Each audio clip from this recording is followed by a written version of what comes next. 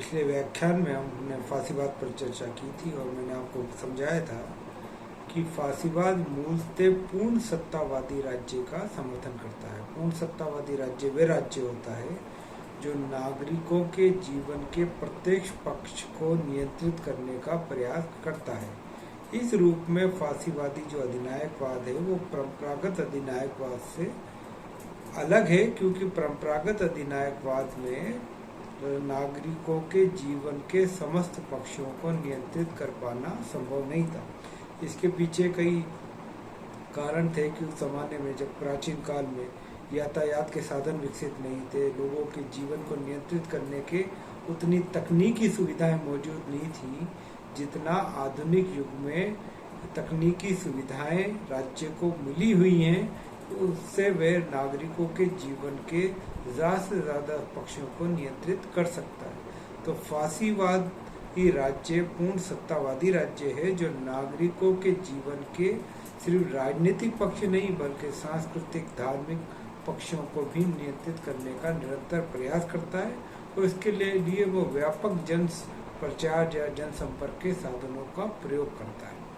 तो हिटलर ने भी एक प्रोपेगेंडा की थ्योरी अपनाई थी।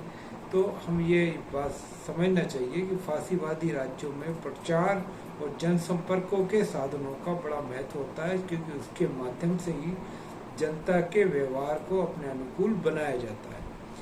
तो फासीवाद मनुष्य के जीवन पर पूर्ण नियंत्रण स्थापित करना चाहता है और साथ ही साथ वे सामान्यतः उदारवादी दर्शन के विरुद्ध जनता को कमजोर और राष्ट्रीय मानता है, लेकिन फिर भी अपने कार्यक्रमों को मूर्त रूप प्रदान करने के लिए व्यापक मास मोबिलाइजेशन या जन संचालन को बढ़ावा देता है। यानी अपने कार्यक्रम या एजेंडों को पूरा करने के लिए व्यापक जनता के समूहों को अपने साथ जोड़ता है।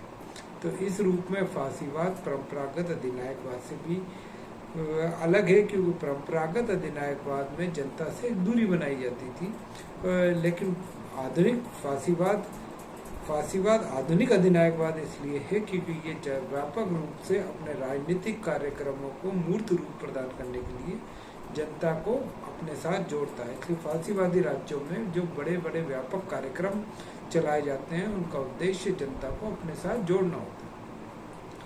फासीवाद का एक और विशेषता है कि मुसोलिनी ने फासीवाद को थर्ड वे कहा, यानी समाजवाद और पूंजीवाद के बीच का रास्ता। फासीवाद समाजवाद और पूंजीवाद दोनों का ही विरोध करता है। यद्यपि ये बात सही है कि फासीवाद मूलतः आखिर में संपत्तिशाली या बिजनेस वर्ग के ही हितों की रक्षा करता है। तो फासीवाद ये कहता है कि मुक्त व्यापार की जो अर्थव्यवस्था है, जो पूंजीवादी राज्यों का प्रमुख लक्षण है, और साथ ही समाजवादी राज्यों में जो आर्थिक नियोजन की प्रक्रिया है, वह दोनों ही अस्वीकार है।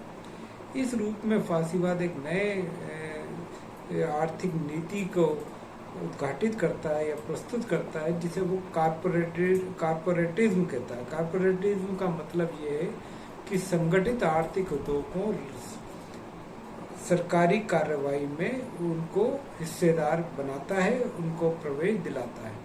तो इसका मतलब ये है कि समाज का जो संगठन होता है वो कारपोरेट समूहों के द्वारा सामान्य हित पर आधारित होना चाहिए। इसमें श्रमिकों का एक अलग कारपोरेट वर्ग बनेगा, मजदूरों और सरकार का एक अलग कारपोरेट समूह बनेगा। तो इस रूप में नाजीवादी राज्य में ये बात मानी जाती है कि आर्थिक हितों के आधार पर, समान हितों के आधार पर अलग अलग कारपोरेट समूह बनाए जाने चाहिए। यद्यपि ये बात स्पष्ट है कि उन सब कारपोरेट समूहों पर प्रत्यक्ष से अप्रत्यक्ष से नियंत्रण सरकार का ही होता है, राज्य का ही होता है, और राज्य के विरुद्ध कोई भी कार्य या राज्य किसी भी सरकारी नीति का विरोध नहीं कर पाते। तो पूंजीवाद और समाजवाद के विपरीत जाकर का फासीवाद थर्ड वे या तीसरे रास्ते की बात करता है, जिसे वो कारपोरेटिज्म कहता है, जो जिसका ये मानना है कि श्रमिक और पूंजीपति वर्ग दोनों एक सावयव एकता से जुड़े हुए हैं और दोनों को ही राज्य और समाज के हित में कार्य करना चाहिए, और राज्य को दोनों के बीच में एक मध्यस्थ का काम करना चाहिए। एक अगर उनके हितों के मध्य कोई टकराव हो। तो ऐसी स्थिति में राज्य की भूमिका आर्थिक क्षेत्र में स्वीकार की जाती है और श्रमिकों और पूंजीपति वर्ग में किसी भी तरह के अंतर्विरोध या संघर्ष की स्थिति को स्वीकार नहीं किया जाता, बल्कि उल्टे श्रम और पूंजी के मध्य एक सहाव्य एकता की बात की जाती। तो फासीवाद इस रूप में संगठित आर्थिक हितों को सरकारी नीतियों के साथ या सरकार की प्रक्रिया के साथ जोड़ने का काम करता है, लेकिन इसका उद्देश्य यही रहता है कि ज़्यादा से ज़्यादा आर्थिक क्षेत्र में सरकार के या सरकार का नियंत्रण या राज्य का नियंत्रण स्थापित किया जाए। तो इस रूप में हिटलर ने 1927 में जर्मनी में 22 कॉरपोरेट्स की स्थापना की गई थी, कॉरपोरेशन स्थापित किए गए थे, जिसमें मालिकों, मजदूरों और सरकार तीनों के प्रतिनिधि होते थे। और आगे चल के 1939 में तो ये हो गया कि इन्हीं कॉरपोरेशन ने वहाँ की संसद को प्रतिस्थापित कर दिया। तो कहने का मतलब ये है कि फासीवाद मजदूरों और श्रमिक पूंजीपतियों के मध्य किसी भी तरह के संघर्ष या तनाव की स्थिति को स्वीकार नहीं करता, बल्कि वह ये बात को व्यापक रूप में स्वीकार करता है कि दोनों में एक सहाव्य एकता है और दोनों को समाज और राष्ट्र के व्यापक हित के हेतु कार्य करना चाहिए।